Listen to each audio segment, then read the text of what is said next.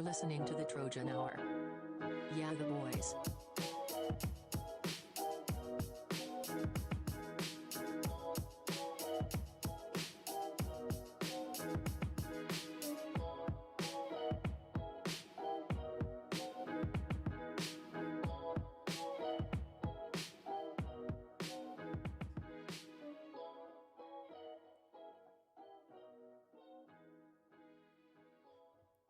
Welcome, everybody. We're back for another episode of the Trojan Hour. We're a bit short, man, tonight.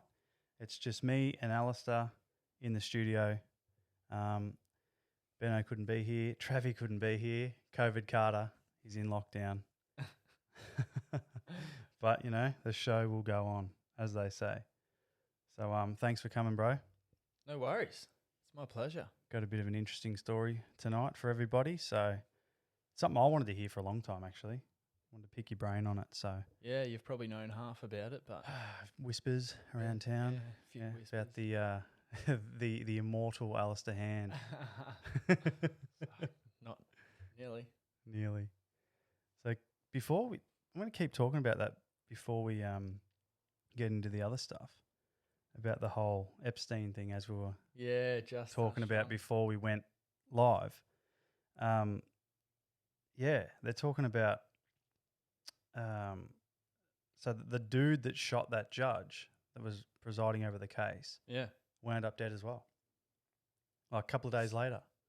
There's some weird shit mental. going on. I still need to watch the actual Netflix thing and get into it properly, but You gotta. I'm excited to see what happens. Surely it's all going to come out within this 6 months or something.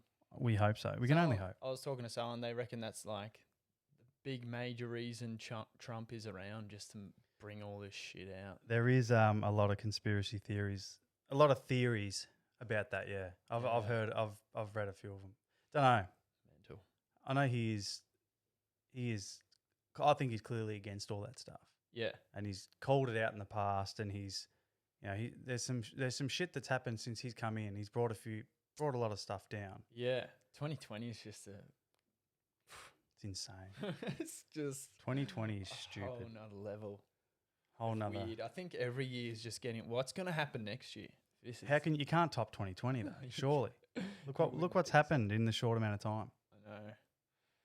It's crazy. Have you seen the other theories going around, the celebrities like wearing the ankle monitors, like they're No. on house arrest and shit?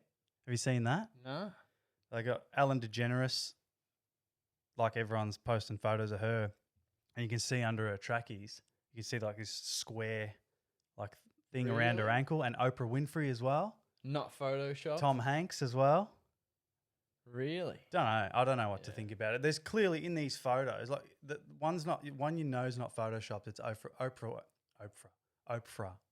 Oprah Winfrey, Yeah. because you can clearly see like she's doing a video Oh, it's that a was on her video. Instagram or something, Oh, wow. and she's cooking in the kitchen, and someone zooms in on her leg, and you can see this big bulky thing around her ankle. And it's like, are they all?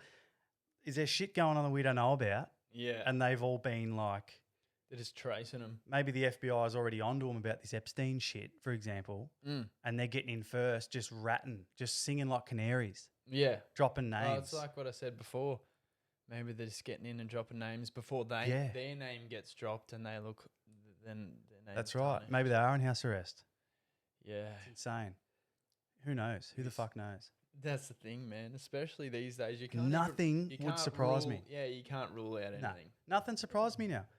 People are talking about, and I don't agree with this. I think it's fucking stupidity. But have you heard the one that George Floyd was just a crisis actor, and the cop was an actor, and it's all just. Oh, I did see Yeah? something about that being an actor. Yeah. I seen that they got like these things on like they make these side by side comparisons and stuff, and they're like, it's not even the cop, it's a different guy that's in jail, and they I because of the saw that forehead one. and the Yeah. ears and shit's different. Didn't even look like him from the. Yeah, I don't know. Who knows, man? I clearly don't believe that, Yeah. but they make a good point. Like the dude had the biggest forehead Hey, the in the fo- world, but in his Yeah. mugshot, it shrunk down a bit. The photo, they didn't look the same. No, definitely didn't look the same. That's another one that you just. Who knows? Who the fuck knows, right? But Even did you see when the protests were going on? there was pallets of bricks Yeah, popping up around that the cities. I believe. Yeah, it's organised protest, man. Like Like they're like, who's doing this? And there Mm. was I watched a video of this white lady spray painting BLM on a building, and there was like 6 cops there, and they're like, right, George, and laughing and that, watching her do it. really Yeah, full video, like it was Yeah. 100% real. with the protests.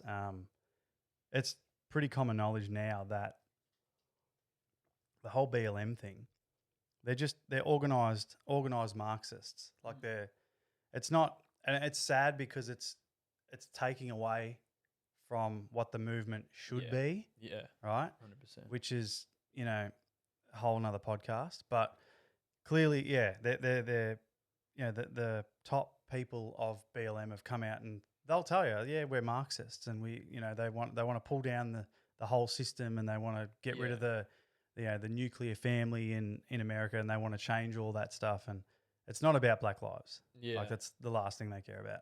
Right? yeah, The only Black lives they care about are the ones that happen to get shot by a cop every now and then. yeah, The ones when they're killing each other in the streets and stuff, they don't care about that. yeah, It's not about. It doesn't suit the narrative. yeah. So that's sad that they're doing It that. is sad. But It's just humans, man. Humans, man. As we said last time, it's just humans suck. scumbags, Mm-hmm. fucking scumbags. But what do you do, bro? Keep on keeping on. Exactly. So look, when I heard your story, I haven't even heard your story. I've heard bits of it, like you said, little snippets. Yeah. I thought I have to know because somebody that is so scared of cancer, I think everybody's scared of it. It's like when you think it's like your worst nightmare. Yeah, it's for me, I think it was. I don't know. I was scared of it, but it was always that won't be me. It's always the Yeah. You know what I mean? Yeah, and that's right. And when I heard that someone like you got it, because like Shep's a pretty small town, right? Yeah. So I obviously knew who you were. I knew your brothers and that kind of thing. But when I heard that you had cancer and you're younger than me, Yeah. it fucking scared me, man. It hits home. Yeah. Because it's like, it's funny as humans, like every little ailment you get, you're like, fuck, it might be cancer. Yeah. Yeah. Right? And it freaks everybody out. And when I heard you had it, I was like, man, that's scary as shit. Yeah. So, like, I can only imagine what you would have been going through. Yeah. It was like I said. I was 22 at the time. So I was 22 and invincible. You know, I was in that stage of 22. You're in your prime. Yeah. I'd just been on Christmas holidays, driving to Bendigo in Melbourne, partying with mates, like just living life. I was invincible at that time. Yeah. So it was always that just never me kind of deal. How long ago was it? What year? 2016. 2016. Yeah, right at the start. So very recent. Yeah. It's been, what's that, 4 years, man. 4 years.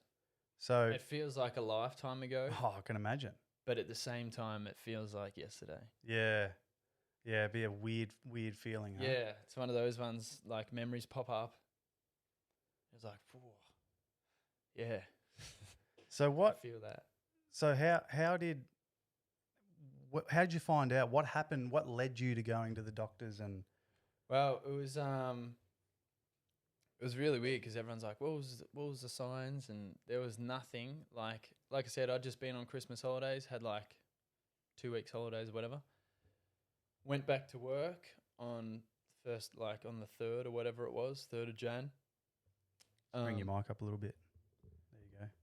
And yeah, went back to work for the first day of work and I was sweet. Like Yep. everything was normal. And then I woke up at like 3 a.m. and it just felt like someone was just punching me in the ribs, like real hard.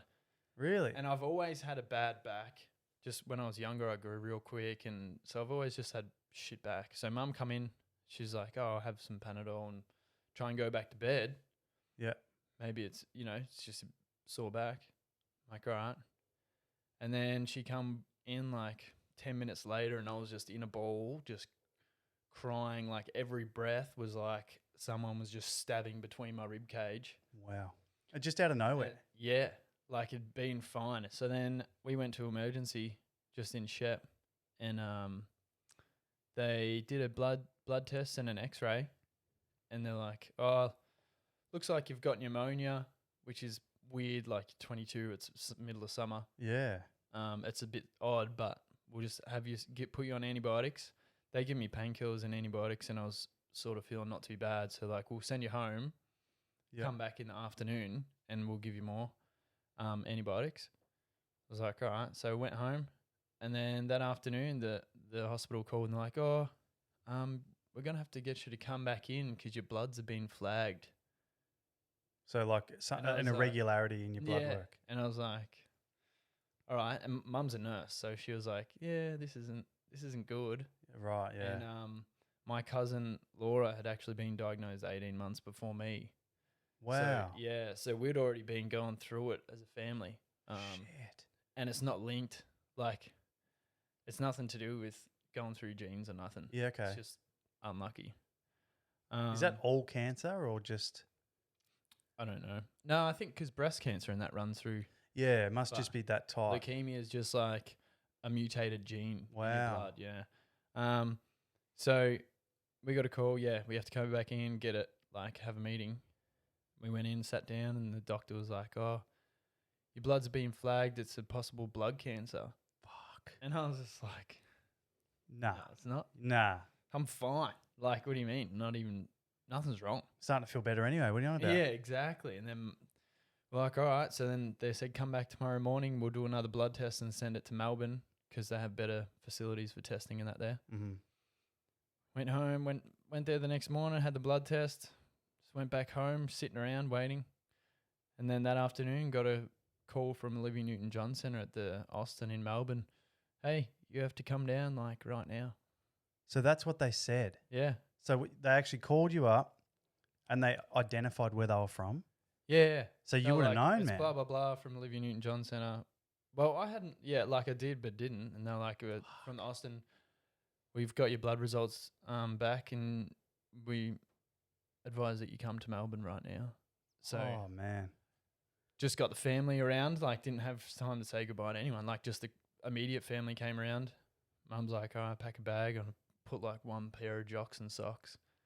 She's like, you're going to have to pack more. And I was like, no, I'm not. I'm like, because we're going there Wow. and they're going to say that they've got it wrong Yeah. and I'm coming back home. I'm like, there's nothing wrong. So she just let it go because she obviously wasn't going to argue with me at that point. Went down to Melbourne. So you're in shock, obviously. Clearly. Yeah. Must have been a little bit of shock. Not a bit disbelief, yeah? It was more disbelief because I Yeah. hadn't felt sick or nothing. Like I was, I got fucking goosebumps You know what already, I mean? man. You Like- creep me out. so went down that afternoon and then I think I would have had a bone marrow biopsy that afternoon that I got there or the next morning. Either one. So I've had 6 of them now. They go in like at the top of like at the back at the top of your ass, like in your hip bone there. Yeah. So they get right into the marrow. It's like the most, I don't know, definite, like it's like getting a blood test, but the full on In your version. bones. Yeah, Blood. yeah, Wow, full okay. bone marrow one. So yeah. it's like they don't mess that up. They can't. Nah, there's no No and false I'm negatives. guessing there'll be more readings they can get from it too. Mm. It's funny too. I've had 6 of them. Everyone that I see come out of there is like half asleep, or because they obviously dose you up with meds and whatever. Yeah. Every one of them, I was in there like full awake, just like, yeah, so did this and blah blah blah, and I think it was my last one. There must have been a trainer or something in there, and she's like, oh, he's very awake, and the woman's like, yeah, we never really seem to put Alistair to sleep, and I can just feel him, like, Oh. because they go in and it was like wriggling around in my bone. You're sore as for like a good week trying to sit down and think like that area is rough as, but That's nasty, man. at the time I was like, I was just doing what I had to do.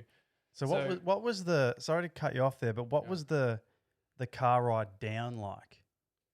It would have just, you would have been like just It was a just blur, numb. man. Yeah, it was just numb. Yeah. I can't even really remember it, to be honest. I probably just didn't speak the whole way.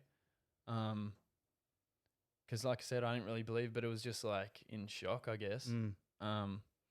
So yeah, I had that bone marrow biopsy, and then went. I think I had that. No, I went to like the sperm bank and stored some sperm in there just in case and all that sort of thing. And then must have been the next day they'll come in. They're like, "Yep, it's confirmed. You've got acute myeloid leukemia."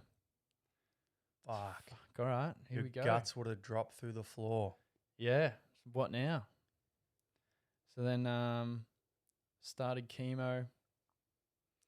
I don't know if chemo was that day or chemo might have been that afternoon or the next day, like straight into it. And then I was in lockdown for like 27 days. Wow. COVID lockdown. Jesus. Yeah, so there's a place in Olivia Newton-John. It's called The Bubble. It's like the main ward sort of thing. And then at the end, there's The Bubble, where there's like 8 rooms in there for all the patients that are immunosuppressed. Yeah. So, like no fresh flowers could come in. If you had a cold, like mum or dad had a cold, couldn't come in. Really? It was just like real sanitized and had like air that was ventilated through and like the safest sort of space you could be in, because everyone in there would go to shit if they got anything from the outside sort Is of that from the chemotherapy? It just kills everything? No, the cancer. So it's from the cancer that does that. Well, the chemo does kill everything. That the cancer, like, obviously plays on it already. So that's what fucks with the immune system more. It does, but when you have the chemo, that's when it wipes like all your blood cells. Yeah. Wow. So you're in like a full, like So sterilized bubble, basically. Yeah. So in the bulk, there was 8 rooms, and then there was like a common room. So they had a couple of exercise bikes and like puzzles and a couple of lounges, and it was actually a really good spot. Like if you're gonna get sick, that's the place to be. Yeah, right. Like had a good view out onto like just an intersection, but it didn't feel like shit. Like whenever Not people stuck in come a ward. whenever people come to visit, we'll just go out in that main room, and you Yeah. could have 15 people in there. Yeah. Like it was a pretty big space. Wow. And you could all hang out there, and it didn't feel like you were really stuck in the hospital. You're not like it's stuck in a hospital bed with So how long from when you got there? Yeah. So how long was it? Was your first dose of like your The first chemo? Yeah, was it like straight I'll away? have it was like a day or 2 in. Really? Straight away. Yeah. They don't stuff around. It was straight into it. Yeah. Yeah, so Tuesday the 5th of Jan is when I woke up and had the pain. Wednesday, had the blood test in the morning, afternoon call to go to Olivia Newton-John. And Thursday the 7th, had my first bone marrow biopsy in the morning and was told by Professor Grigg, my hematologist, that afternoon that it was confirmed. Friday the 8th, PICC line inserted and started chemotherapy that afternoon. So Monday the 4th, I was at work like normal, and by the 8th, I was chemo. Wow. So I had a PICC line. It goes in through your arm. Yep. They put it in. It comes to like a vein or artery or whatever near your heart. My first one got infected. That must have been in my first month. It was that was probably the closest I was to death. Really? In the first month? Without knowing it, kind of thing. Yeah. That like your temperature usually sits like 36, 37. Yeah. Like mine, it's funny doing the temperature checks now because of COVID. There's been a couple of times I went to the dentist. I was like, they scare me. I'm like 36.4. And they're like, yeah, did you just do it? And I was like, nah, I just know. Really? So you got your temperature taken all the time? Oh, like multiple times a day. Really? Okay. Because that was like the sign of infection is when you hit 38. So even when I was back home after everything, we always had a thermometer around because if I got a temperature and I hit 38, I had to go back in hospital. Wow. So yeah, you usually sit at like 36 or like 36, 37. And you get a temperature. So then if you hit 38, they do blood cultures. So they come and take more blood than usual and separate into little bottles and send it to the lab to find the infection. Oh, yeah. Okay. And so I hit 38 and I got to the point that I knew, like I was like, Mum, get the doctors. I'm about to get a temperature. Like, Yeah, 'cause you I could could- just feel it. yeah, like, okay. I just feel it coming on. Wow. And yeah, I hit 38. They did blood cultures, then hit 39. This is like all in the space of a few hours. Dad went to the footy or something with his friends, Yeah. and by the time he got home, I was back to normal again. Yeah, right. Between that time, I went up to 39, 39. You're copping it at 39. and then I went to 40, Wow. and they got ice packs under my arms, on my head, trying to cool me down. And then I hit 41. They're like medical emergency team, like they cleared everyone out. They rushed all these doctors in. And then I hit 42. And Really? the doctors come in and they're like, hey, we haven't seen a 42 for a while. Wow. And me being me, like the whole time, like I said, it was closer to death than I realized. I'd never once even thought about it, but I was just like, With a temperature at 42, were you like delirious? Were you in and out? Were you fully conscious? I was fully conscious, but your normal breathing rate is something like 26 breaths per You minute were or quick. something. And I was doing like 49 or something. Wow. So I was like that was me Full just panting dog yeah. in the summer heat. Yeah, that's pretty much what it was. Oh, Because my body was cooking. But me, like they were like 42, haven't seen one of these for a while. you're like, yeah, And watch this. Well, I was like, I literally said, because it was Jan, I was like, oh yeah, I haven't been outside for a couple of weeks and I forgot what summer was like. Wow. Like just, and I think, I don't know, that was the biggest thing for me was positivity is the I key. was going to ask you that. Yeah, like positivity is the key was my whole just saying that whole time. Not saying I wouldn't be here without it, but I think it definitely helps. Like anytime that something went wrong and they got medical emergency team in, they put an ECGs on and doing temperatures and doing bloods and my heart rate and that, like when I hit 42, my heart rate, my blood pressure were just like fucking going nuts. And mum's a nurse, so she's freaking out. Yeah. I'm like, Mum, you need to relax because if you freak out, I'll freak out. I'll freak out. Yeah. Yeah. And I think one of the biggest things was that I would just like stay as calm as possible because if I knew if I did, then my body would. Yeah. We had Chris Dawson on talking about when he snapped his back on the motorbike, and true. he said his whole rehabilitation, he was positive the whole way through. He's always been a pretty positive guy. And he was told he wasn't going to walk again or shouldn't have walked again Yeah. because he was so positive and he was so determined. Yeah. He walks around now and he's Yeah. riding his bike, he's boxing, he does heaps of shit. Hey, I honestly it believe. has to, man. It has to play a huge part. Oh, 100% believe it does. So why were you so positive? Have you always been like that, or was it just you just made your mind up that you were gonna be that way? Or I feel like I've always been pretty positive and like had a good outlook. yeah, Like, there was a quote that I posted probably a year before I was sick, that I really loved. Like, and it was the less fucks you give, the easier you live. mm-hmm. And I think I sort of went by that a lot. Like, who gives a fuck? Like, life's good. And I always sort of had that attitude. And then I was just put on the spot and had to do what I had to do. Like, mum and dad were even shocked because I was the baby in the family. I got two older brothers. So they not pick on me, but, they're older brothers, wrestlers, kids. And I was the baby of the family. Like, yeah, and then mum and dad were like, we are surprised that you held up that strong. Like, yeah, I don't know. I guess you just in the time. It's like you always say, someone breaks into your house, everyone's like, "Yeah, fucking get up," yeah. But until you're in that time, Yeah, you don't know. you don't know if you be a little bitch or if you man up. If you But- hide under the bed or correct. go out swanging and banging. Yeah, and I don't know. I guess I just stood up and did what I had to do, and it just has made me more positive. Like, it's made me more positive since, for sure. 100%. So, yeah, like I feel like it's almost surviving cancer the way you did, and we'll get to that whole, how you went through it and everything, come out the other side. Yeah. But I feel like it's almost a superpower for you now because everyday issues are so insignificant to you now. Yeah. You know what I mean? Yeah. Like 100%.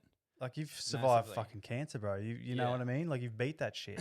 Yeah. Now- Well, it's funny with the COVID stuff.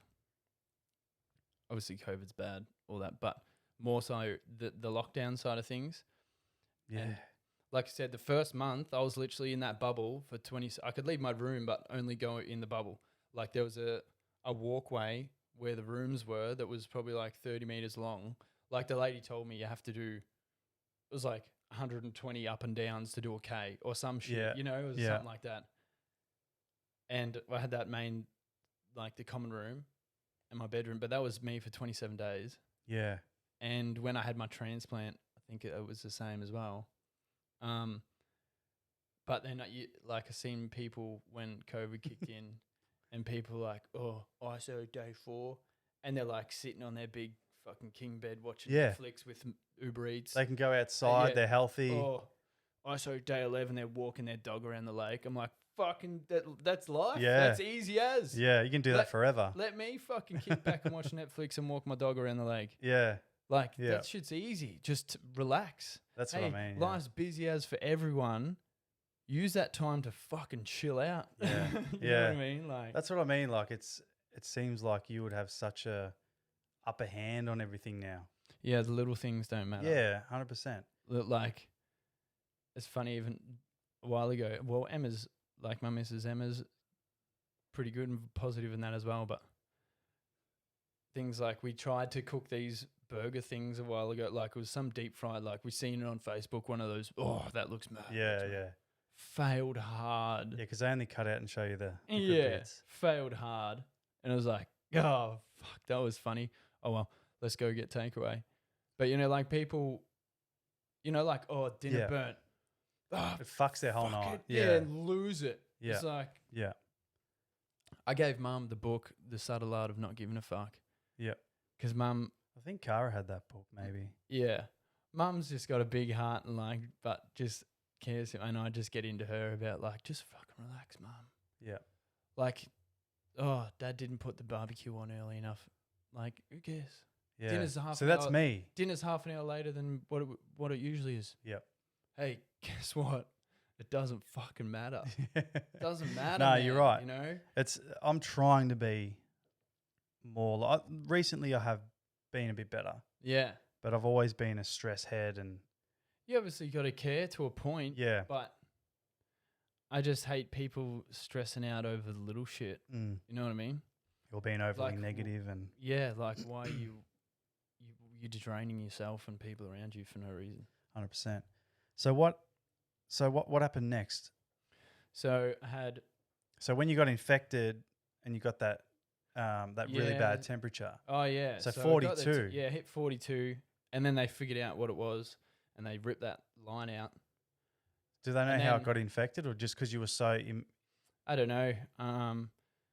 There was just like some kind of growth on it. Like you've got a foreign object in you. Yeah. So I think something, I don't know, Like some type of bug just rejection grew or on something. there Yeah, or okay. something. So they ripped that out and I ended up, I think I got the Rigors for a bit afterwards. Rigors is when you like shake out of control. Like, Really? have you ever seen people? Yeah. And that, you know, when they get the tin foil blanket and that on them? Yeah. Is it like and it's just like you just can't stop shaking. So I had that for a while. But like went back hypothermia? yeah, but kind not. of deal, yeah. Because you're not cold. They're just trying to regulate your temperature. Wow. So then, yeah, like I said, went back to normal. By the time Dad got back, I was sweet. just in bed, just like normal. Wow. Like it just happened like that. And it wasn't until Mum kept a diary the whole time I was in there.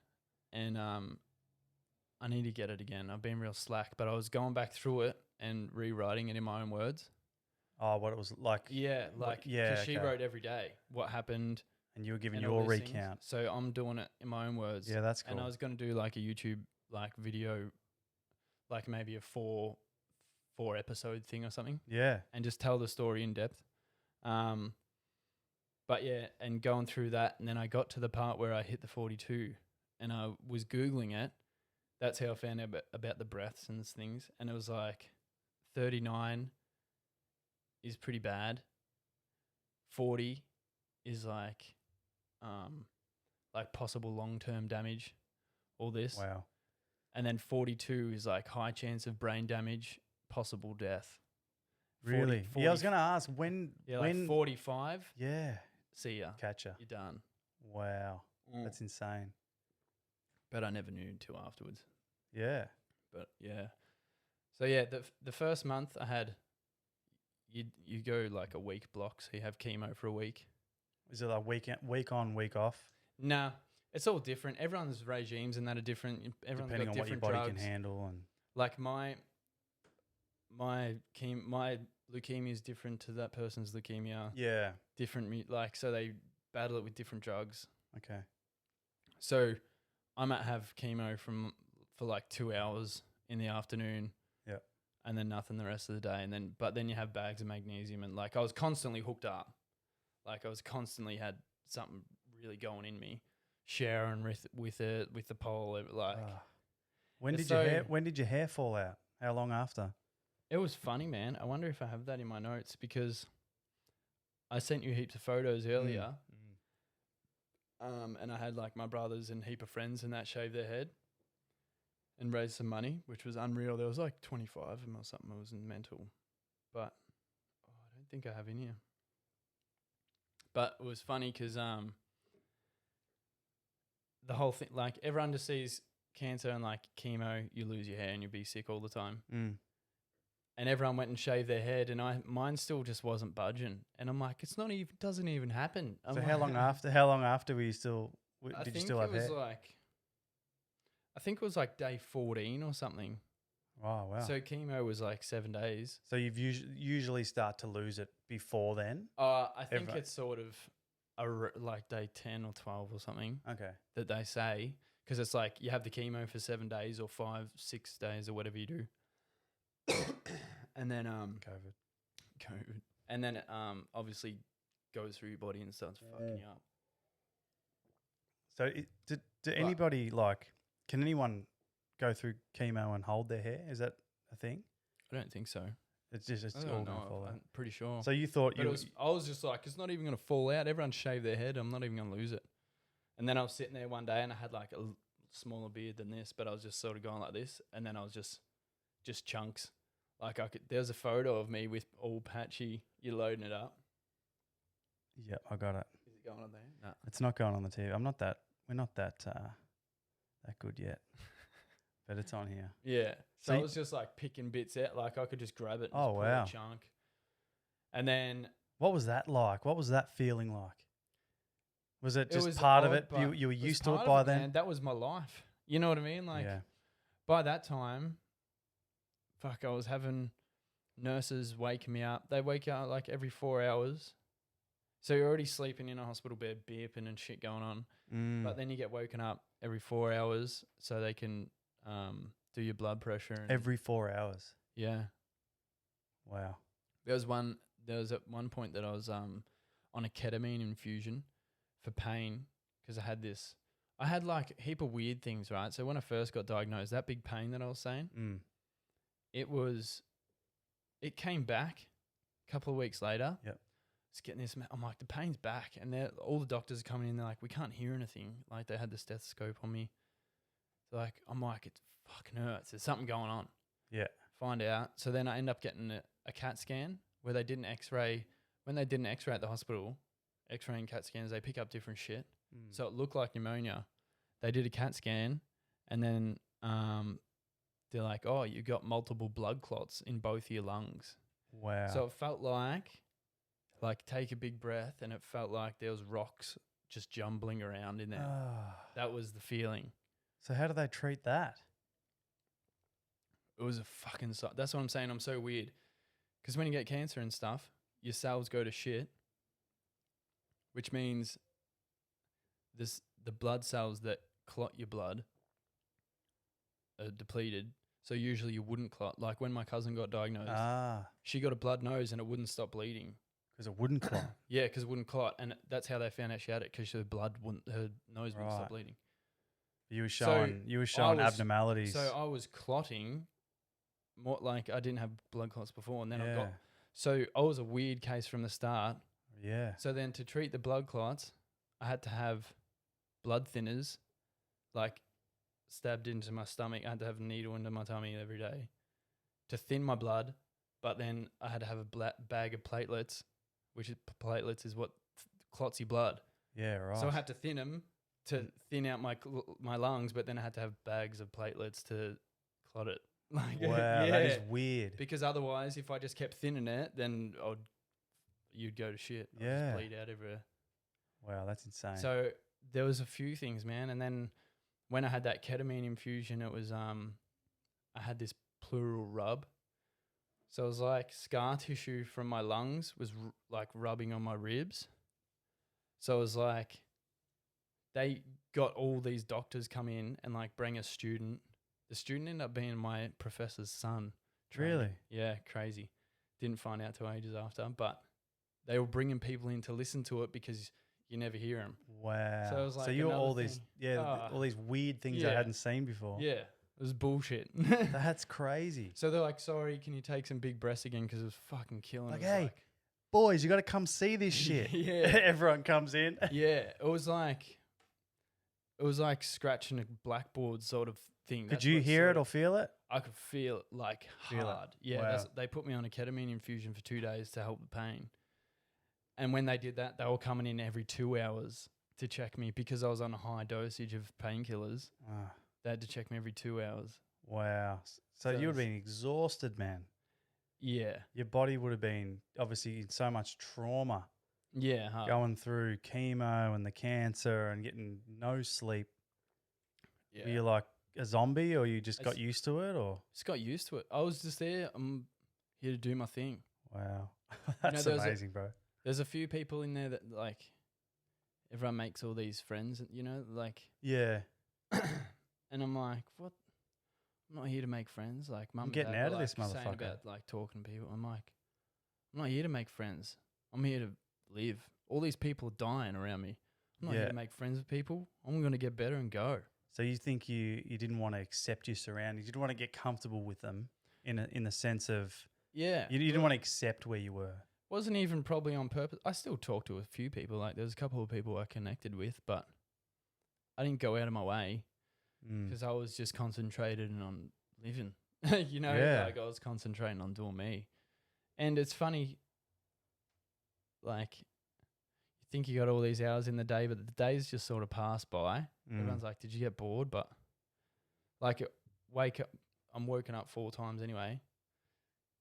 They wake me up at like I think it was like 7 a.m. was probably the earliest one, and then breakfast comes around by 8:30 or something. So I was turn the TV on, watch some sunrise or something. Yeah. Enter cash cow, never won. Dogs. But yeah, eat some breakfast, sit up, chill out for a while, jump in the shower. By the time I got out of the shower, mum and dad had rocked in. Mum and dad were there every single day, besides like one day. Yep. Or 2 days they came home to get stuff. But So every they- day. yeah, they were there by like 10 or yeah, around then. That would have been massive for you, huh? Have your parents with you Huge, all the man. time? I don't know how. Like there was this old bloke in there, bro, and his family didn't live around that area, and fuck, it would be lone. The 2 days that mum and dad weren't there, even it wasn't the whole day. Lonely. Like they were there from the night before. Like they'd have dinner there every night and then go, or most nights. And then the 2 days or something that I was there by myself until like 4 or 5 p.m. Like they would go home the night before and then spend the morning, see people, and then come down. I felt lonely those days. I was like, fuck, imagine I was pretty much down there for a whole year. yeah. Oh, doing that by yourself would be Be hard. man. And then I suppose when you're on your own, it's easy for your mind to start working against you. Hard. Negative thoughts might start creeping in. Yeah. And it wasn't even the fact that we're constantly interacting. Like half the time, I'm there on my phone. Dad's reading the paper. Yeah, you just Mum's got reading a someone book. there. But someone's there. Something happens on the news. Oh, Dad, see that? Yeah. You know? Yep. Like there's just somebody. Yeah. It's You're not never even- alone. Yeah. Yeah. But the days just sort of tick by. They'd be there by 10. Doctors would come in at 10:30, check what's going on for the morning. You having this, doing that. How you feeling? Blah, blah, Mm. blah. Then I'll just scroll on my phone or watch something. Then lunch is there. Go out in the common room. I was on the exercise bike like every day that I could. I Yep. was on that bike. There was some days that I did like 15 Ks. Wow. Yeah. Did they it was tell just you? Did they recommend exercise? hard? Yep. They're pushing to make exercise a prescribed medicine For while cancer. you're on chemo, Really? during and after, because it's proved to help so much. Yeah. Okay. That's unreal. So I was on that exercise bike literally every time that I could. Some days it'd be 2Ks, but some days I'd like have breakfast, go out and do 5Ks before mum and dad come, Mm. do 5 later, do 5 at night time because it helped me move. I'd chuck my headphones on. Yep. I love music. Yep. Music's mad getaway and escape for me. Put my headphones on and just look out into the traffic and just pedal and just forget that anything was going on. So did you ever think, I'm going to die? I could die here? Never. Never. Weird. Never say Weirdest. die. So you Ne- always like, I'm beating this shit. Yeah, like never had the conversation once with mum and dad like, if I die, can you do this or whatever? Not once. Yeah. It was odd. Like I said, there was probably times that I was close, but just never. Never accepted it. Don't know. I just knew that I was going to be right. Anyone that came in, I was like, oh yeah, when I get better, we're going to go do this. Yeah. Just, I don't know. Just knew. That had to be huge. Yeah. That mentality. Yeah. Got to be a massive part of it. Has to be. Mm. So how was the sickness? Did you get really sick from the chemo, or was that did it come and go, or was it? More so, not they have so many like anti-nausea drugs now that It's not as bad. I wasn't like throwing up all the time like you see on the movies. Yeah. Things did happen though, obviously. Like, fuck man, there was one time it was just more chain reaction from everything else. Like because one of the I think it was one of the chemos that I was on. It like my eyes got really sore. Yep. And dry, like they must have just been super dry or something. But to the point, it went on for a couple of days. Fuck, it was rough, man. It was like, couldn't even, usually you got sore eyes, I'll just close them for a while. Closing hurt, open hurt, blinking hurt. You got filled with Like, sand or that something. was like, this is tough part. Yeah, it was like filled with sand until they got these steroid like eye drops into me. Wow. I remember years ago when I was working in sales, this old dude came into the shop and he had cancer 3 times and he beat it 3 times and he was in his 60s at the time. It was he had prostate cancer, I think it was. And he said to me, I said, what was the worst part? And he said, it wasn't the hair falling off my head, it wasn't the hair falling out from my eyebrows or whatever. He goes, it was the hair falling out of my asshole. He said, because I chafed so bad. Yeah. He goes, you got no idea how bad it is when you got no hair down there for a guy. Like he goes, it was the worst. Yeah. I don't think chafe happened real bad, but just other things like the chemo strips your digestive system. Like, and there was once that I think I didn't go to the toilet for have to be like a week. And it was to the point where I was eating and just like throwing it back up. It was like it was just bouncing back out. Wow. And it was just because of the drugs and that you're on, it just stuffs everything up. Yeah. Had to have this mouthwash after every single meal because one of the main things you get is ulcers in your mouth. Really? Just from the chemo, you get ulcers and that. And so they like give you this mouthwash, tastes like shit. But I was like, I'm not letting myself get a fucking ulcer just from not having some mouthwash. Yeah. So like once I felt a tiny little bit come on, I was like tripling my dose, just like smashing it. But yeah, like sick wise, like spewing that, not often. But all those other weird things that nobody would expect, like your eyes and bro, that's the thing. It's all the side effects, all the weird side effects that people don't actually realize. Yeah. But sickness wise, it was sort of more like at the start, I'd ate all the food, all the hospital food. Like it was pretty good for hospital food. It was decent, but then month by month that I was there, it sort of got harder and harder because oh, last time I had this come, I was feeling shit. So it like put you off. Yeah. So I'm like, can't order So that more of a anymore. mental Yeah, I'm like, mental block. Yeah. can't order it anymore. Like by the end, by my transplant month, I was like, mum and dad were bringing in food most of the time because I was Yep. just like picking and choosing real bad because I just couldn't stomach it. And because you're in such a sterile room where there's no other smells, nothing, Mm. and you've been in there and you're so hypersensitive because of the drugs and that, and they come and open this plastic fucking hot plate. It's like, oh, like the smells are really because you Heightened senses. everything's Yeah. a scent. Yeah, everything's heightened. So some like half the time I'd get dad to open it over the other side of the room Yeah. and just let it sit there for a while so I could Get sort used of to get it. used Wow. to it. Yeah, That's nuts. you just adapt. So how much weight did you lose? What did I go down to? I think I was down to like 68 or something. And what At were one you point. naturally? I think I was like 87 Yeah, when because I you're pretty first tall, went man. in. And then I didn't lose heaps for the first 3 rounds of chemo. So I had 3 rounds of chemo. Is that 3 weeks worth, roughly? So I had the first 27 days in, so I had a week, and then had 2 weeks recovering that. Came back to Shep for 4 or 5 days, saw family and stuff. Went back, had a week in, had chemo, had a week out, but just at the hotel with mum and dad where they were living down the road. So because then I'd go in like every day to test my bloods. As soon as they dropped, as soon as the chemo kicked in, then I'd have to go back into hospital. So I'd have a few days out with mum and dad and then go back in. Then I had another week, 4 or 5 days out, and back in for a week. Yep. And then I had 3 months at home before my stem cell transplant. So when I was going home there, they're like, make sure you got to go home. Yeah. Yeah. for What like was that? 3 months. What was that like? Leaving that hospital? Did that feel like a win for you, or you knew it was just a? It was the next step. After the first month was the weirdest.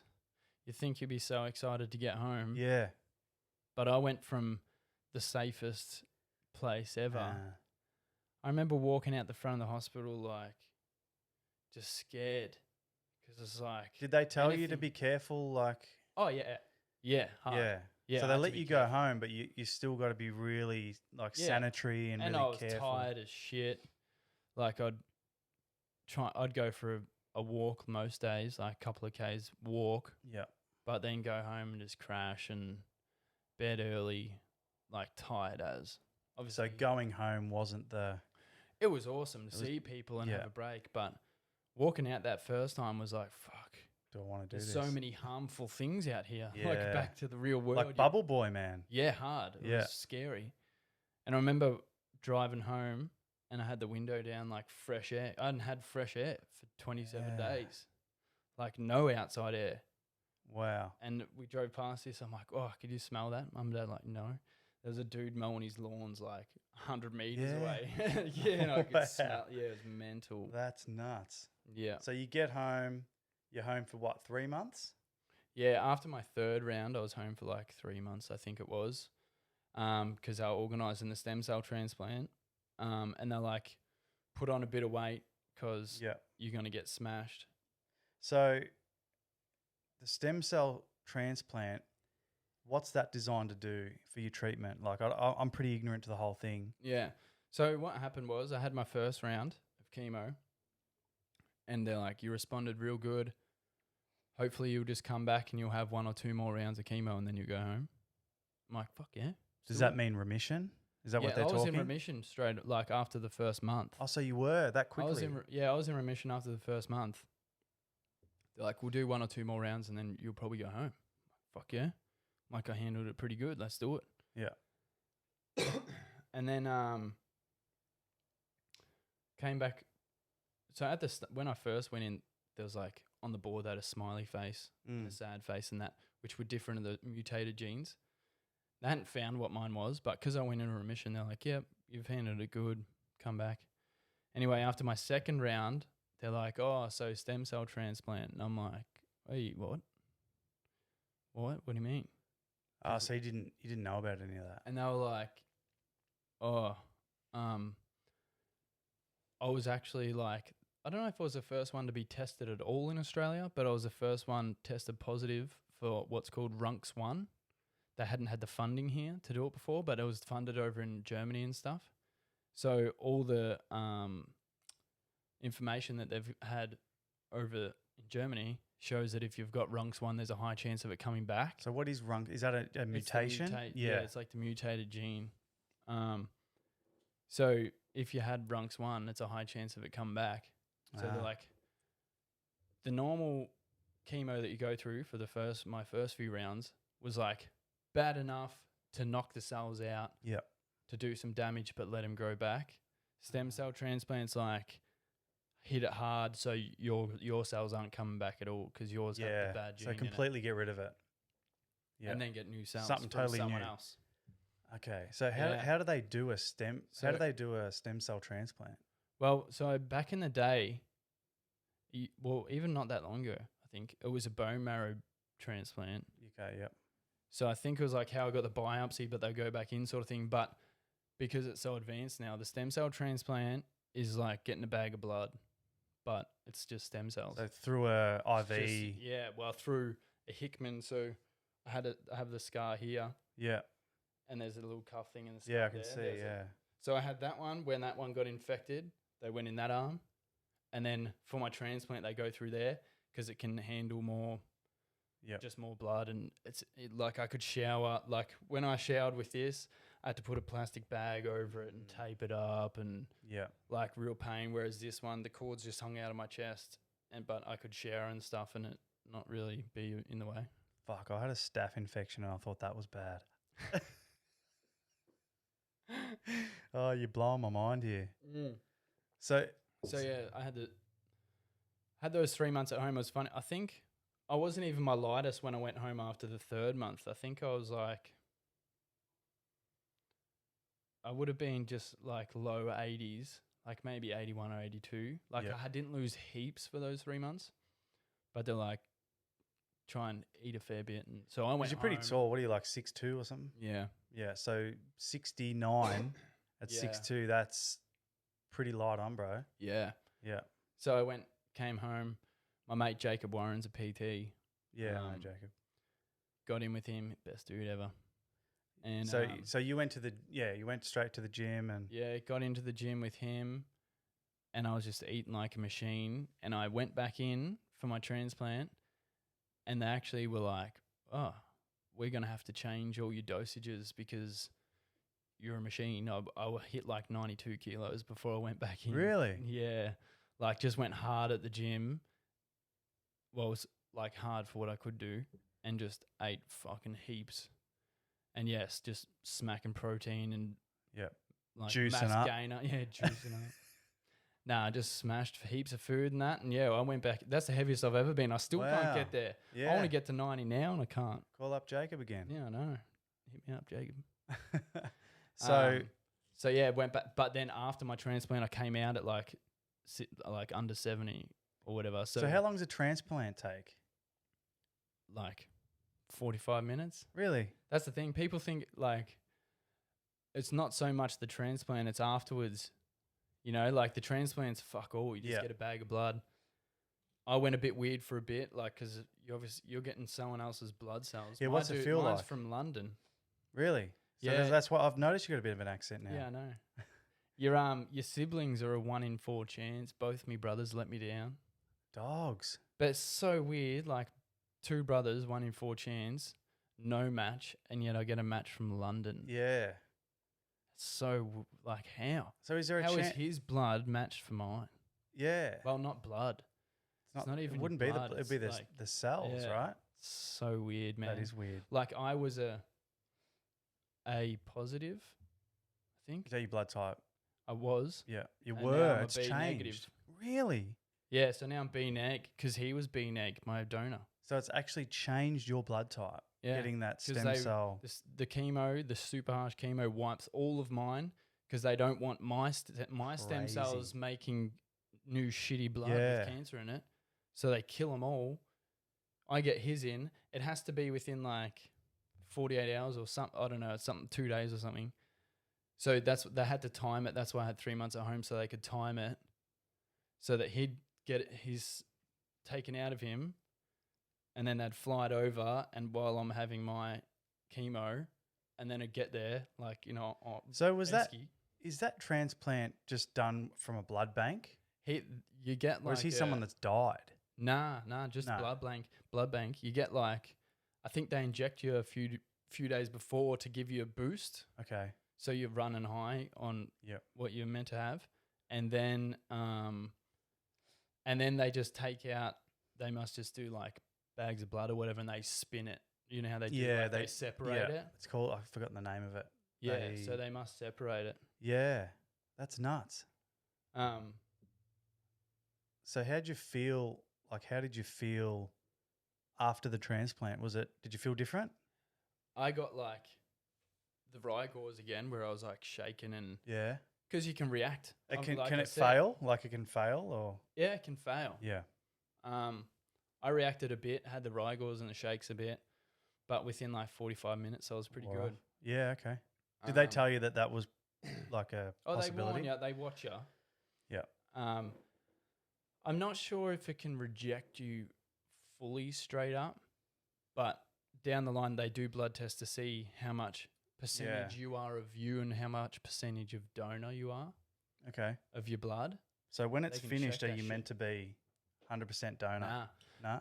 Not until, because his stem cells go in, but they're not making the blood yet. Right. You know, like I'm getting bags of blood, but it's not until it like grafts, it's called. Yeah. Until he grafts, the cells graft to your body, then they start making the cells.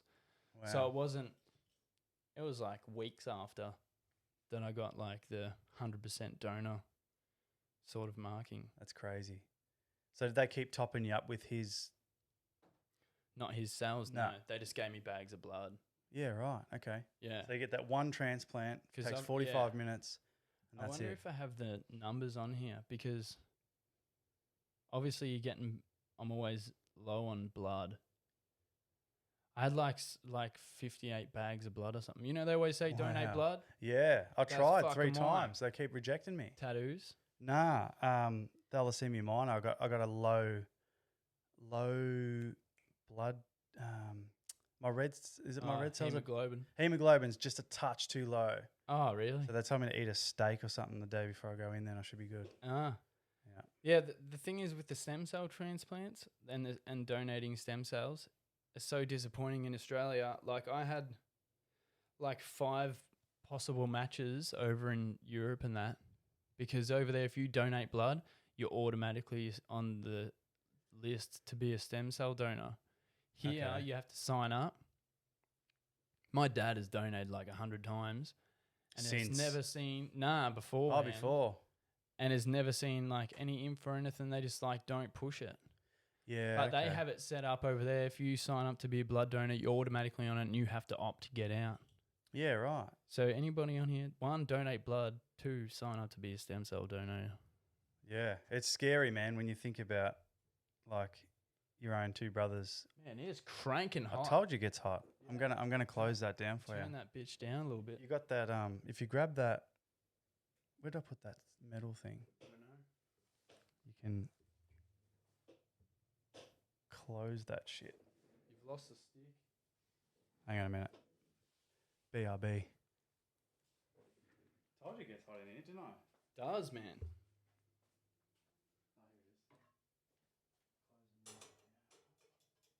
We're cooking.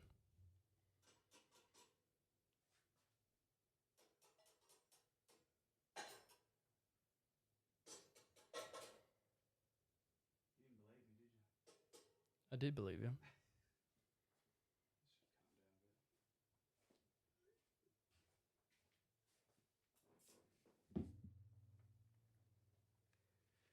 Yeah, so donate blood, man. Your own 2 brothers weren't a match. What about your Crazy. parents? Can they be a match? Nah. No. Parents can't. I'm not sure. I think we asked the question of why, but there's some. I don't know. I think because you're part of them. I don't know. It's for some reason you can't. I'm You try and Google it. find this out. Your parents can't do it. I don't know why.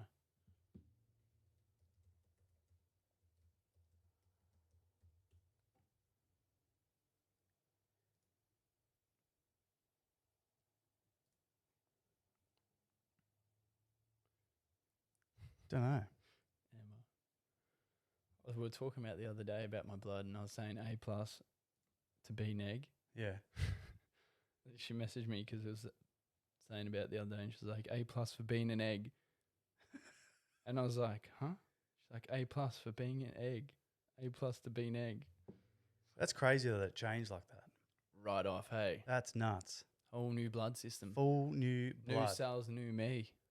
Yeah. New life, new me. So Weird. after the stem cell, after that took, so that you'd beat it. Is that right? Yes and no.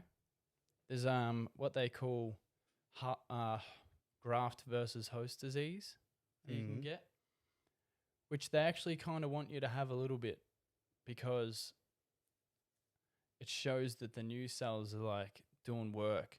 You want them to beat the cancer, so you want them to you want it to show that they're strong in a way. Yep.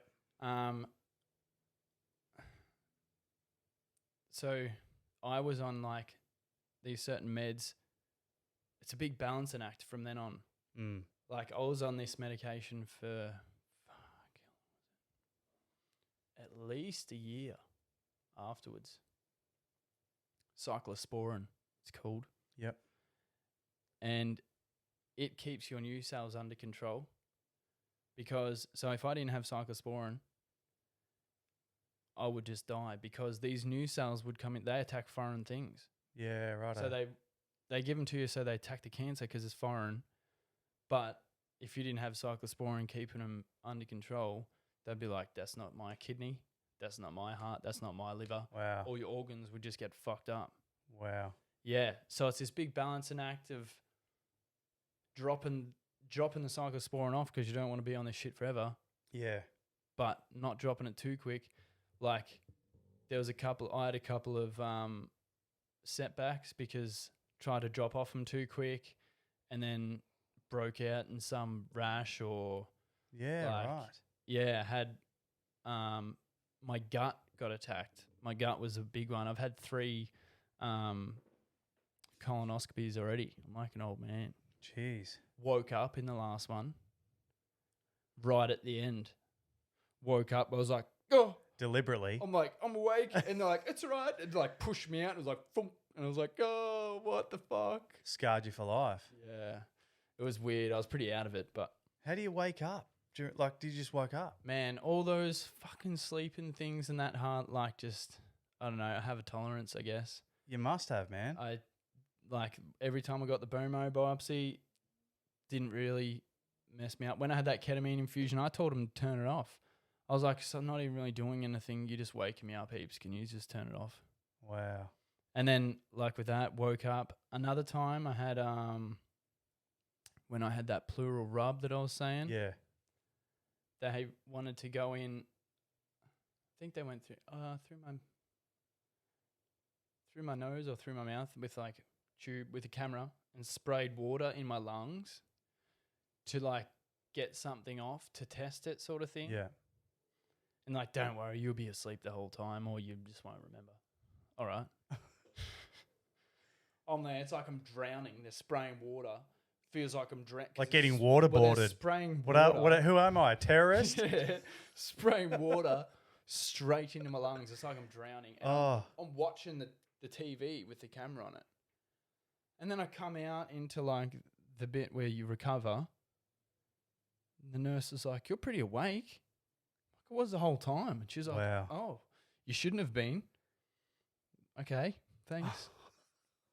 That's insane. Man, just all the, yeah. I must be a little bitch because every time I've been put under, I'd zonk out. Nah. They're like, count back from 10. I'm like, 1. gone. Fuck. And there was another time, I think I mentioned it. I don't know if I mentioned it to you. I did before this started. The BK virus. Yeah. Like I was saying, everyone thinks like you go and you have chemo a couple of rounds and you're done. but it's all the outside shit Mm. that you don't see or don't hear of. Yeah. This BK virus, man, was after my stem cell transplant. I had the stem cell transplant. I was in for like another month, but then the Leukemia Foundation. Shout out to those fucking legends. I Shout always out. sort of didn't know exactly what they did until I got sick. Like the hotel mum and dad lived in for the first 3 months, fully funded by them. So that's the Leukemia Foundation. Yeah, Are they Leukemia Australian based? I'm pretty organisation sure they're or- everywhere. Yeah. But everywhere over Australia. Fully funded by them. And then when I had my stem cell transplant, it was the day of my transplant, July 13th, 2016. They actually, brand new buildings in North Melbourne got built and Yep. they owned like 8 apartments in there. So mum and dad were one of the first families in Yeah, there. nice. So Leukemia Foundation funded all that. Unreal. Huh. Like I was there for pretty much a whole year. So imagine the fees. Yeah. Mum and dad would have been better off buying a house if they didn't get that. You know what I mean? You couldn't afford. People couldn't afford it. No chance. My mum and dad we're not wealthy, but we ain't broke. But they couldn't have afford to, like, live in a rental, like live in another house that whole time. And obviously taking work. yeah, Like didn't stopping work. Yeah, Yeah. the whole time. Yeah, crazy. But yeah, so then we were in that apartment for 8 till when did I come home? Like my transplant was July 13th, but we were still there till like September or something, because I had to go into hospital like 4 days a week, and then 3 days a week, 2 days a week, Wow. once a week. You know, because I had to check up and see Yeah. how it's going. So what about all your medications and who pays for all that? We did well in there. When you're in the hospital, they pay for it. Yeah.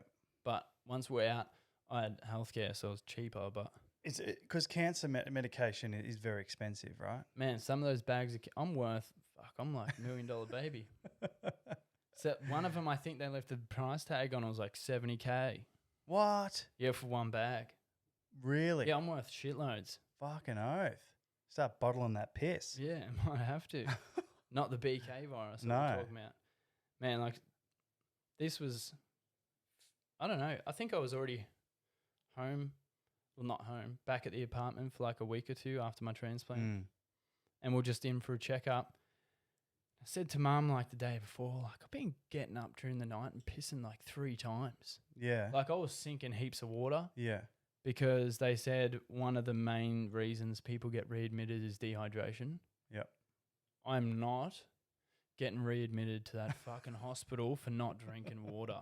You know what I mean? So Yeah. I was drinking like 6 liters a day, Yeah. like smashing it, and still drink heaps. I still swear by drinking water. Yeah. Headaches, everything, drink water. Yeah. Headaches. It's a huge thing. Energy, Yeah. everything. People get too tied up in just banging Nurofen when they get a headache. It's you Fuck fucking that. haven't drank any water. Yeah. I say to Emma all the time, how much water have you had? Oh, not much. Mm. Drink a litre, and I bet you in half an hour your headache will be gone. Yeah. Anyway, so I was like, Mum, I'm fucking pissing like 3 times a night. She's like, oh, it's weird. Like, I knew I was drinking heaps of water, but it was weird. Went in, we were about to see my doctor. Go into the toilet, piss, just red. Like, red as. No. I'm like, yeah, it's not meant to be like that. Went in and told him. He's like, oh, we're going to have to admit you. So Fuck. got put back in, and then it fucking got worse. I tell you, this is probably one of the worst parts of the whole thing. I had this called BK virus, which is like a cold in your bladder. Yeah. So how do you get So, that? Just my immune system was fucked. Yeah, right. I've looked into it. Apparently, like 80% of people probably have it. Just gets activated, kind of thing. So I had this BK virus in my bladder, and they pretty much said to me, this could go for 3 days or 3 months. They can't. It's like cold. Like we Yeah. can't really do much, and to really fix it, we'd have to drop your cyclosporin, like your immunosuppressive stuff. But we do that, you can get sick as. So they're like, yeah, it's a waiting game. So how did they test you for that BK? Right, with blood tests. I think piss test Yeah, or blood test, one of them. yeah. Wow. But so yeah, I was pissing a bit of blood, and I was like, that's bad. Then next minute, pissing clots, like I'm talking fucking clot after clot, and I would be in the toilet, and Mum could just hear me just crying because it was just the most pain, Oh, like the most pain I've ever been in. and they couldn't put you on anything for it because Nah, everything else. So I was just having to deal with it. They did a test. I was holding 85 mil of water in of fluid in my bladder. So what, you think, what's a can of Coke? 375. yeah, 85 mil, and then I had to pee. yeah. That's all I could hold was 85 mil. Wow.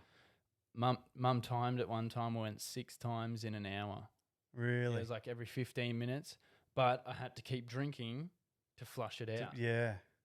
So it's just a constant cycle of death. Look, this is just Oh, clot. no. Had this bag attached to me.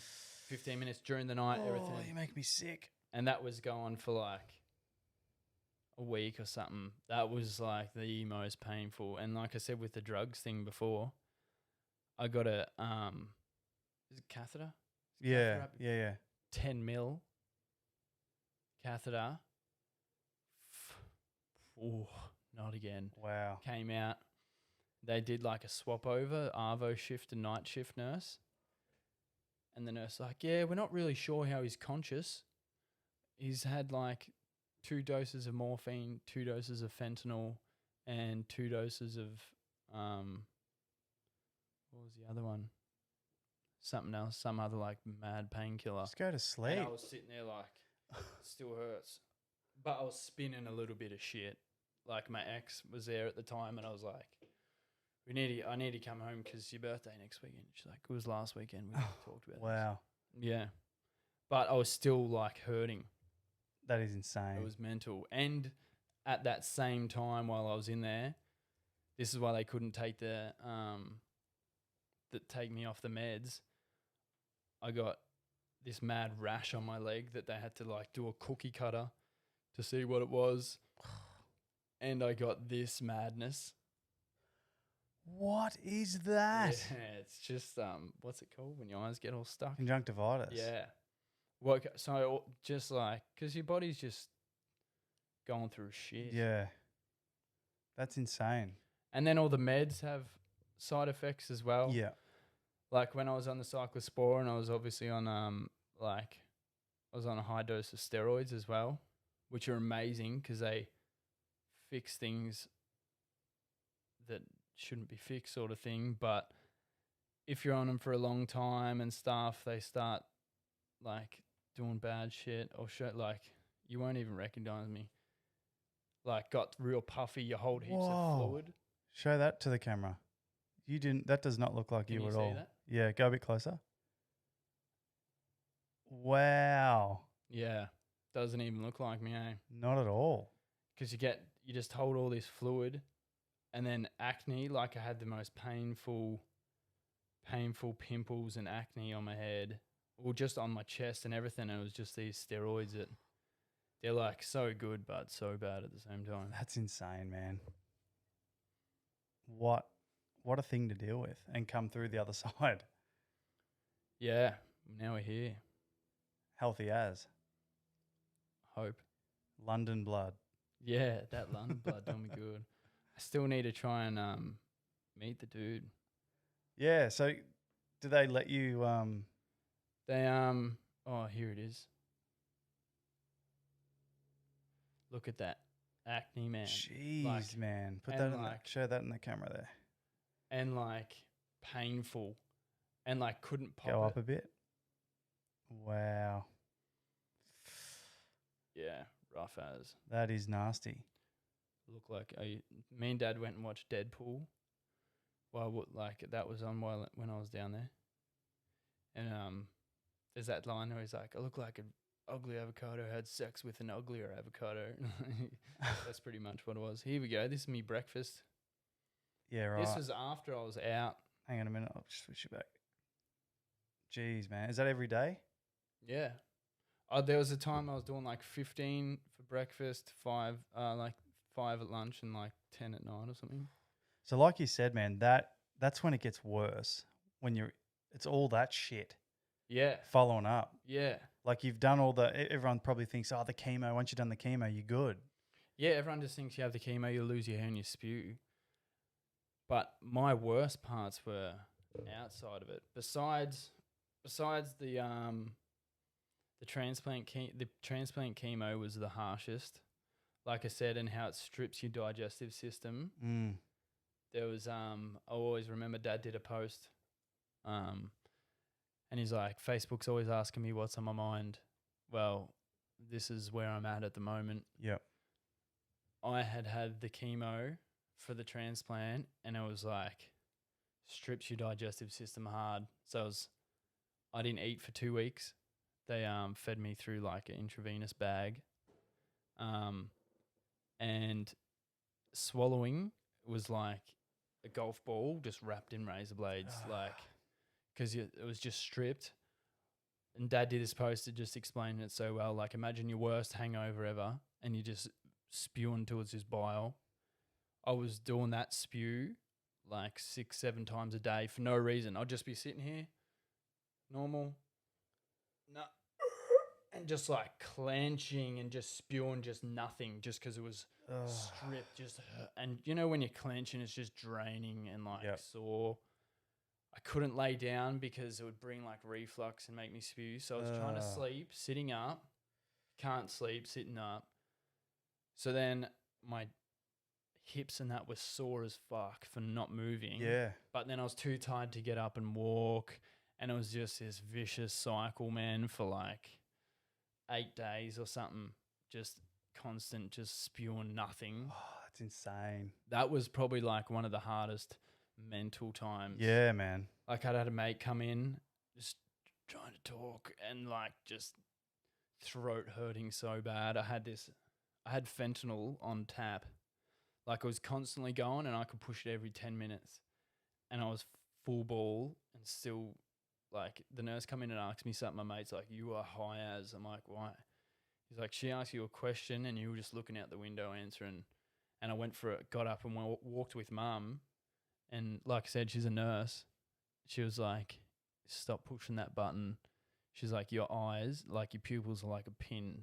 Like I was just cooked as on it. But it was just... It's the only thing that gave you a bit of relief there. Yeah.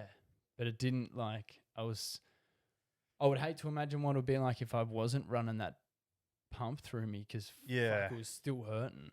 That's nuts. That was probably the hardest time because it was just like when is this stopping? Yeah, it was one of those ones. There was those few times where it's just like, all right. Enough's enough. Yeah, enough's enough. But even, and Dad posted in that same thing about the spewing, I never sooked to them. I explained. Yeah. It was like, this is what's going on. But it was never like, I don't know. I never sooked about it. You kept that positive mindset the whole way through. Yeah. It was still, obviously I had my shit days. Yeah. Don't blame you. Some of the most hardest and negative mental times was completely after it, trying to get back to normal. Mm. And Celeste O'Brien, who's a local lady from around here, who's helped me a fucking lot. Thank you, Celeste. She went through the same journey as me a few years before me. Mm-hmm. And she sat down with me one day and was like, the hardest bit is when the dust settles. And I was like, what? Sort of didn't realize at the time. And then it got to the point where I was at home, I was going to the gym, I was going out for lunch with people, sort of back to normal, but I wasn't good enough to go for dinner or anything, go to work or anything like that. Mm. And I was like, what am I doing? Like, Mum and Dad would come in and ask a harmless, like, what are you doing today? But I was like, oh, well, I should be doing something, you know? And because I am a go sort of person, I was like, fuck am I doing with my life? Like, what now? Yeah. And then hadn't worked for 2 years. I was scared. I don't want to get back in the workforce work for someone that I don't know, and I'm fucking tired as and bust my ass, Yeah. and then I can't, and then like, what if I'm shit at the job, and I'd like go for walks? I'm like, I'm just a waste of space. That was probably the darkest mental space that I've ever been in my life, Yeah. and it was back when I was good enough to go to work, but I just didn't Yeah. know who am I now. All I was the cancer, you know. Yeah. Like, Yeah. I I know. I get you. So what'd It you do? was- How'd you get out of that? I was walking. I was already walking heaps. The exercise is mad. Gym. Yep. Gym's been my biggest escape. I've posted a few times on Instagram and that, just like anybody that's had mental issues or anything, fucking get into gym. Yep. You would know yourself. Yeah. Look after yourself. Mad escape. Going for a walk, always good. Yeah. Chuck headphones on. Yeah. Like I said, when I was home in between treatment and that, I was doing like 2 to 4 Ks like every day. Yeah. Like that, they told me to. Exercise is one of the best things. But mentally, I think just going for a walk is amazing. I've had days that I've come home from work or something where I've had a shit day and just go for a walk. And Yeah. And you feel better. especially, we live in an amazing spot, bro. You can walk down Yeah. the river and Yeah, exactly. there's some. You don't have to walk down the street where it's busy and noisy. Yeah. Like I'd walk from mum and dad's down the river with headphones on, listen to tunes. Mm. But once I got to the river, headphones off and just listen to the birds Yeah. and the fucking. 100%. And I guess too, after everything, I appreciate the little things. It's like you said, I don't care so much about the little bullshit, Yeah. but I also care more about the little bullshit at the same time. Yeah. You Like, I appreciate all the little appreciate things. sunsets and like sitting down the river, and Yeah. usually I'm like, go, fucking not enough hours in the day. But if there's time where I can go and just sit, I'll just like, I love going for adventures to waterfalls and that. Emma and I always try Yeah. and get I see. away I've been seeing. and just fucking chill, man. Yeah. Actually switch off. You know, most people get there. Oh yeah, waterfall. Yep, cool. Yep, seen it. Yeah. Let's Quick, go. take some photos. Yeah, and we're gone. Yeah. I'm like, sit down, Just take that shit in. lay there, like go Yeah. over to Beechworth and just fucking lay around there. Yeah. Just chill. 100%. That's I Appreciate think that's such an underrated statement. You just got to take things in. Mm. Kara says to me all the time, you got to live in the moment. Yeah. Just enjoy it. Especially with how busy life gets, Yeah. bro. Like Yeah. busy as. So Like when you I come can- home sometimes scattered because me and Benno obviously run our own business. Yeah. And you're working on the tools all day, you're answering phones, you're emailing. If my phone doesn't stop ringing, I get home and I really struggle to switch off. Yeah, same. Like my brain's everywhere. I lose my keys like 10 times a day because I'm thinking about all this other shit. Yeah. And sometimes I'll just, go for a walk or something and just clear your head and just don't think about nothing. Yeah. And Switching off, it man. works, man. It works. So good. Or I have a bath and just chill in the bath, some essential oils going and Don't just put them straight in your fuck- skin. No, don't use them neat. I've done that before. Fucking burnt my neck. But yeah, man, it works. And you just fuck work, fuck everything, just switch Yeah, off You have and to. just enjoy it. Yeah. You got to do it. I really think that the massive, mindset is everything. Yeah. And I was always like, if my room was messy or my backyard, because I used to like work way too much, Mm. and when you're working all the time, your house suffers a little bit. Yeah. Or I get home and my lawn's overgrown and the dogs have chewed something up on the lawn and it looks Yeah. like, and it makes me depressed. Yeah. But you clean it up, and that's that's your headspace. Yeah. 100%. Your bedroom, like Jordan Peterson in one. Jordan Peterson, Yeah. I think so. clinical psychologist, Yeah. brilliant. One of his biggest things that he tells people is clean your room. Yeah. Like Make your bed every day is yes, another one. yes, clean your room. Get He up, goes make your before bed." you go out and try and deal with the world and solve the world's problems. Clean your fucking room. Yeah. That's your space. That's it. It makes such a difference, and it's since we've been doing it, and I've been, just working a little bit less, being home more, Yeah. and just looking after the house. Like getting this room, this podcast room here that we're in. This is my outdoor room. Yeah. This was filthy, like a few months ago before I brought it here, Yeah. just because I was too busy. Yeah. Exactly right. Everything was just out of Yeah, place. You And need to make that time. exactly. And once you do, man, I think, it makes a huge difference Oh, 100%. to your life. Just organization, little things like that. That's the thing. It's mostly just being organized too. Yeah, 100%. Organization. Yeah. I've never been good with that. Yeah. And I'm implementing it now, and I'm seeing such a change in everything. Yeah. So keep that up. 100%. So you beat cancer. Yeah. You beat all that shit. Where did you go from there? But now, For now. that's the thing that well, I think they say at 5-year mark is cured, but you're never actually cured. Yeah. I probably now have the same chance as you. Don't they say Or- you're always in remission or something? Yeah, you're in remission, but I have just as much as chance as you or someone else. Yeah. You talked about that dude, that bloke earlier that Yeah, the old dude. beat it 3 Mm. times. Mm. I know how strong and well I did it when I was put on the spot. There has been times where I've thought about fuck, and I've had scary times, Yeah. man, where something's happened, and like you say, whenever you get sick, it's like Dr. Google and that. It's always cancer. Yeah, you know? don't do that. Nah, I fucking did that. Google sucks. I did that, man. I had a couple of years ago, I had these lumps in the back of my neck. It was just Yeah. lymph nodes, right? Yeah. And I'd never noticed them. Apparently, they swell up all the time. They Yeah. can just Cancer from a straight up. cold or something. Yeah. So I felt the back of my neck, and I felt this big lump, and I'm like, what the fuck is that? So I Google lump in neck, and it's like lymphoma. Yeah, straight away. And I'm like, I got cancer. I'm freaking out. Blood cancer. yeah. And my doctor's like, don't Google, bro. Yeah. He goes, come see me. Don't Yeah, Google. Google's the worst. The worst. Everything's cancer if you Yeah. Google it. But no matter what you now- Google, you got cancer. Yeah. But now, especially now, I'm just in check with my body, and it's like, oh, sore back. Oh, this is happening. Yeah. There's been a few times where I've got in Those my own thoughts head. have crept in. Yeah. More so when I was seeing my doctor a bit more, closer to when it all happened. And things are coming, I'd start stressing out, and then we'd go see my doctor, and it's all good. And I'm like, Yep. oh, good. It's just that weight. I just needed to be told Yes. from him Yeah.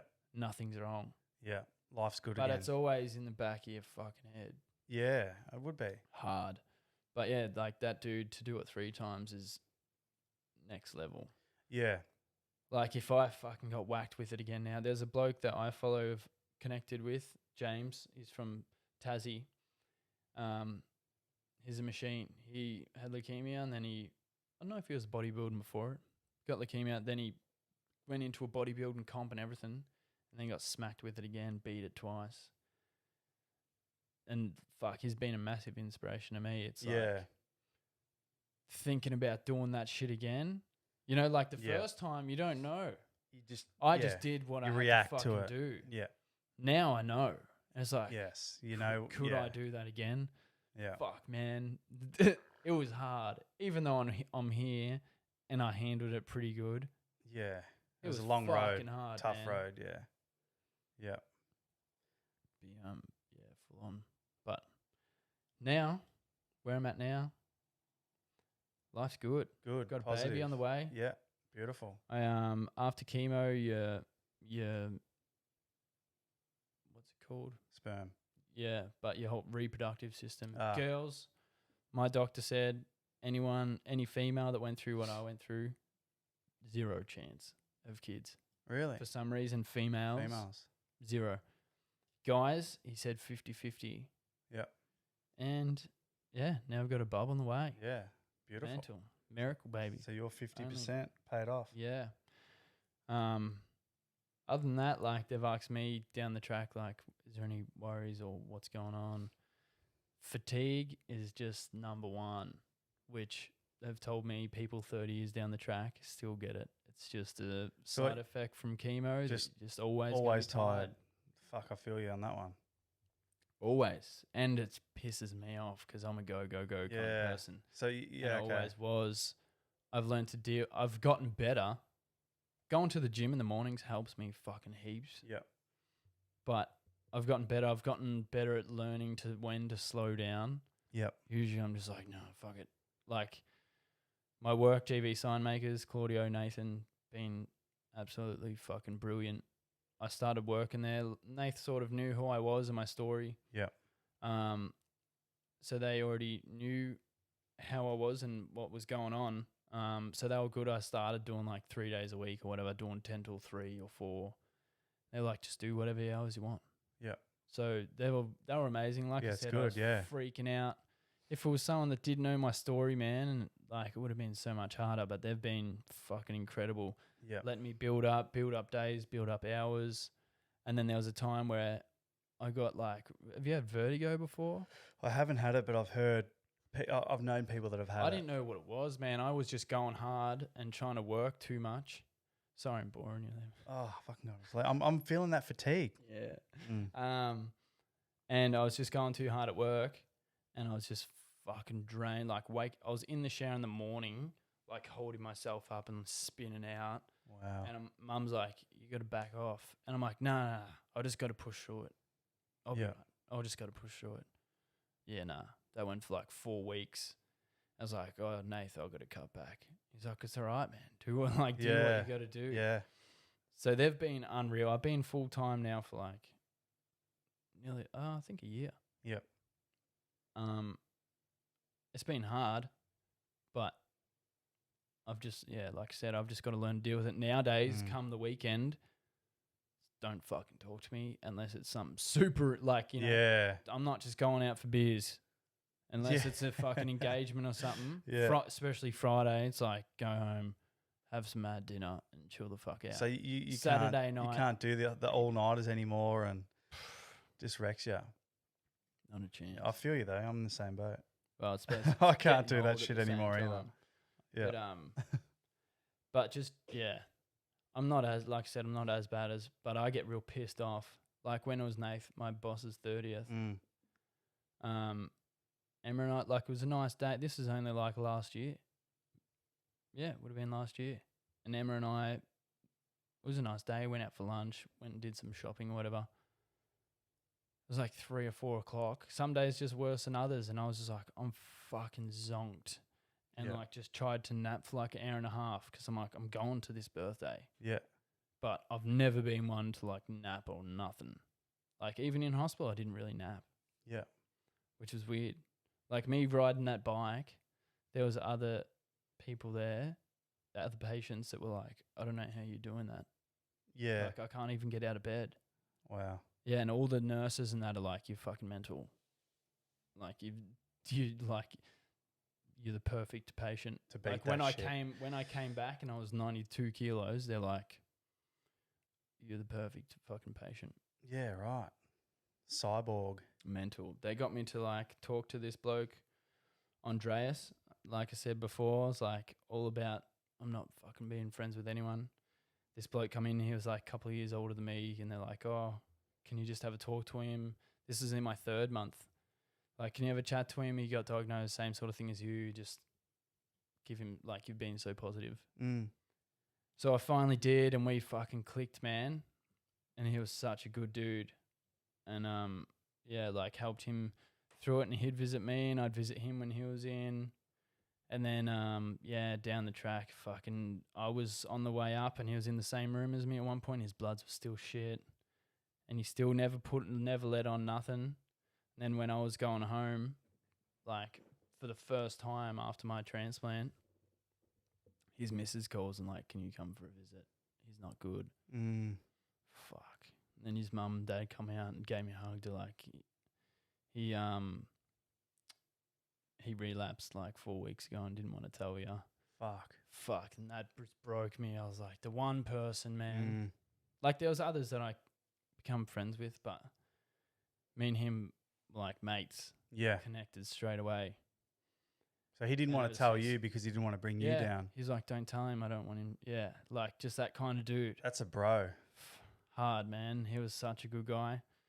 And yeah, we battled together and it like, he went to shit and then like literally we said goodbye and we left. And then the next day I get this message and he's like, sorry, bro, I was a bit out of it yesterday. And I was like, I just said goodbye to you. What?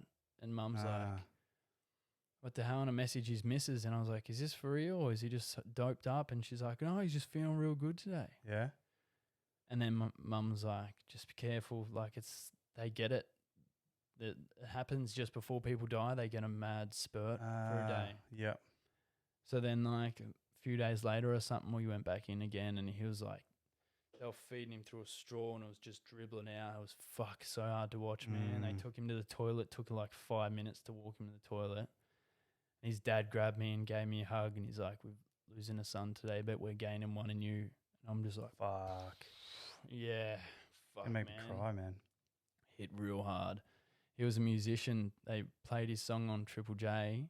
He recorded an EP just before he was going in, before he got admitted. Yeah. They finished it while I was in there and they played his song on Triple J and he passed away like 10 minutes later. Wow.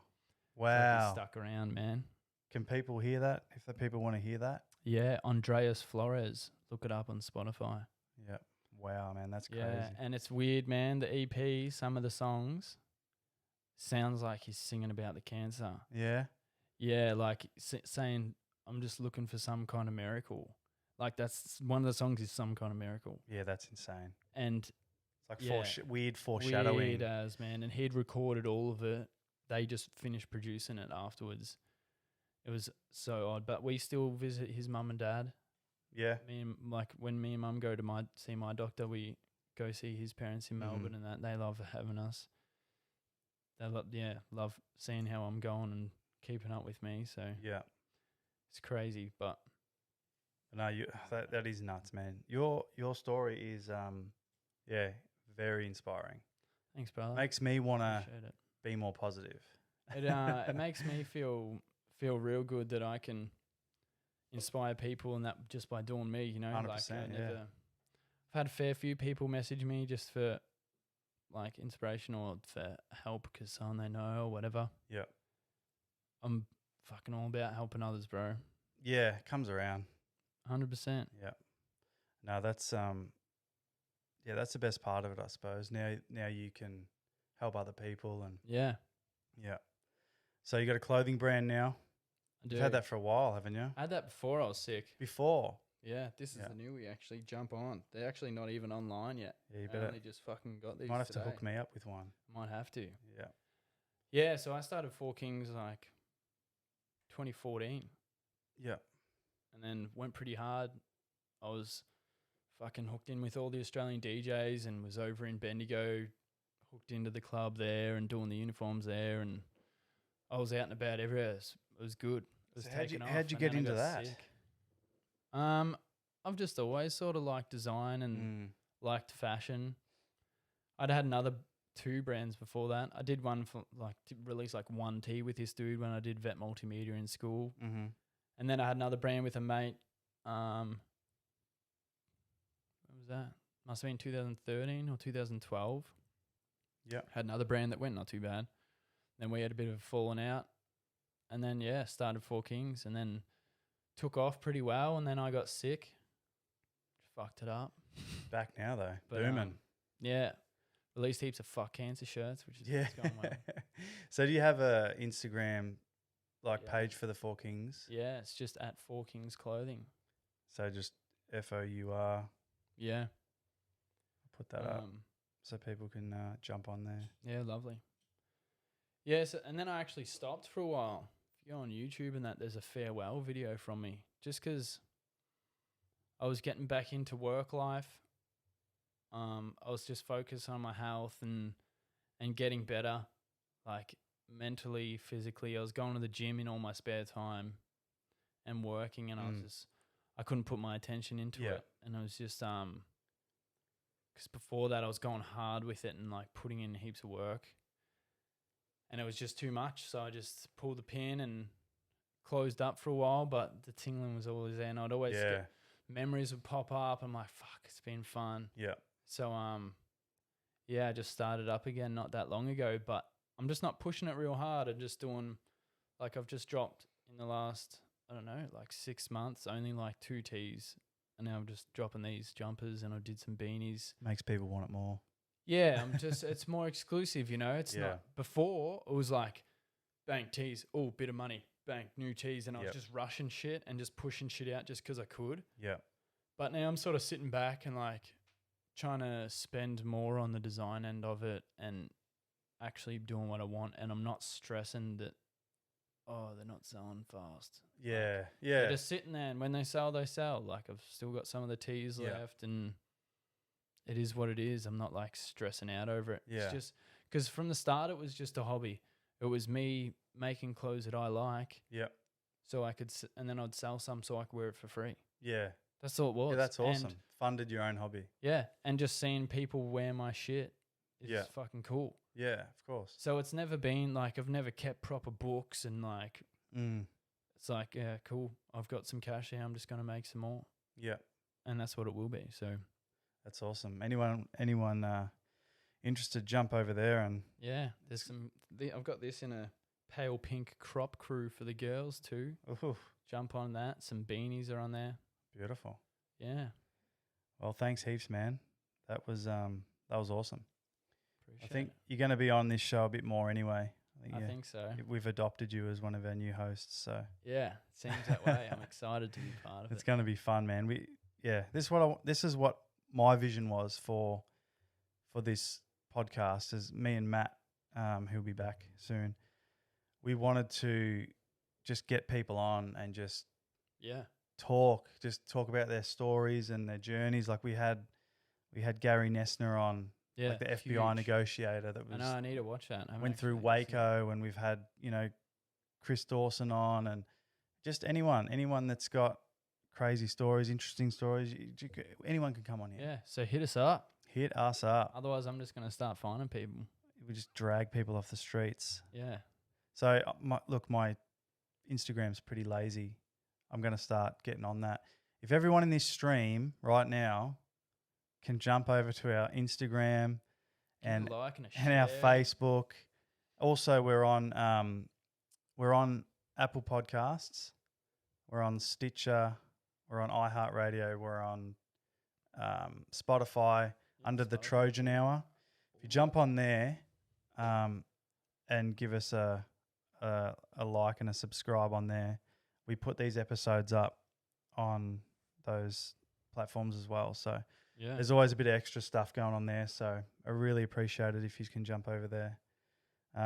But yeah, thanks heaps, bro. No We'll worries. be back probably next Monday night. Yeah, we'll have to find some more guests. Yeah, we have to drag somebody in for then, but it's going to be good. So Can't thanks wait. heaps, brother. No worries at all. Thanks everybody for listening. We had solid numbers all night, man. It's been good. Love it. Must Cheers, be because of you, maybe. Lucky I'm coming back. Lucky, yeah. That's why. Thanks, guys.